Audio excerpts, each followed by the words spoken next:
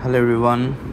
আচ্ছা, এই ভিডিওতে বেসিক্যালি আমাদের স্ট্যাটিস্টিক্স পার্টের সেন্ট্রাল টেন্ডেন্সির সবগুলা ম্যাথ কেমনে ক্যালকুলেটর দিয়ে অ্যান্সার বের করা যায় সেটা হচ্ছে আমরা দেখব। সো ফার্স্টলি হচ্ছে আমরা স্লাইডের ম্যাথগুলোই দেখবো। স্লাইডের এই ম্যাথটা দেখ।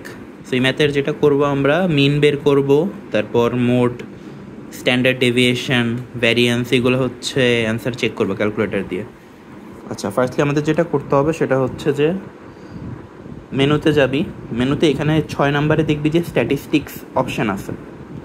সো অপশানটা দিবি। সো আমাদের যেহেতু এখানে এক্স একটা ভ্যারিয়েবল একটা, এই জন্য প্রথমটা চুজ করব।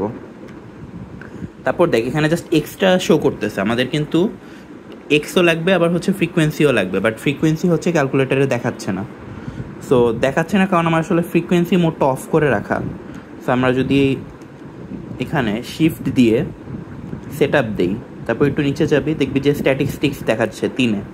তো 3-এ ক্লিক করলাম, দেখ ফ্রিকোয়েন্সি অন অফ করার অপশান আছে। সো আমি ফ্রিকোয়েন্সি অন করলাম। এখন দেখ আমার হচ্ছে ফ্রিকোয়েন্সিও দেখা যাচ্ছে। সো আমি হচ্ছে ডেটাগুলো তুলবো। সো আমার এক্সের মানগুলো কি 52, 57, 62, 67, 72। আচ্ছা, 52, তারপর হচ্ছে 57, 62, 67 আর হচ্ছে 72 তুললাম। এইবার আমার হচ্ছে ফ্রিকোয়েন্সিগুলো তুলতে হবে।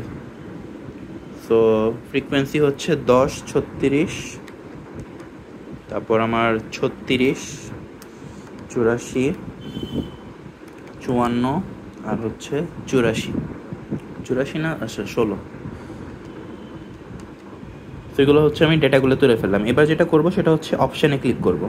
অপশানে দেখ 3 নম্বরে ওয়ান ভ্যারিয়েবল ক্যালকুলেশনের একটা অপশান আছে।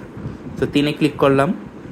3-এ ক্লিক করলে দেখবি যে তোকে সবগুলো হচ্ছে জিনিস দিয়ে দিছে। দেখ ফার্স্টটা হচ্ছে আমার মিন, তারপর দেখ সিগমা এক্স যেটা সেটা হচ্ছে 4.86, যেটা সেটা হচ্ছে আমার স্ট্যান্ডার্ড ডেভিয়েশন, আর ওটার উপরেরটা হচ্ছে যে আমার ভ্যারিয়েন্স।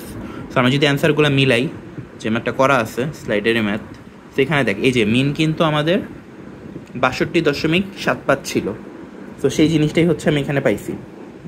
তারপর আমার যে স্ট্যান্ডার্ড ডেভিয়েশন যেটা সেটা হচ্ছে যে 4.866। তো আমি দেখ সিগমা এক্স যেটা সেটাও কিন্তু 4.866 পাইছি।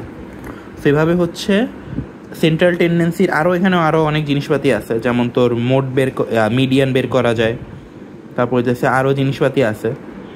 সো এত কিছু হচ্ছে মানে মেনলি লাগবে না।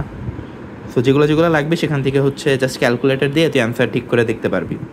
সো নেক্সট ভিডিওগুলোতে হচ্ছে আমরা আমাদের যে প্রবাবিলিটি পার্ট, সেই প্রবাবিলিটি পার্টের হচ্ছে জিনিসপাতিগুলো দেখব।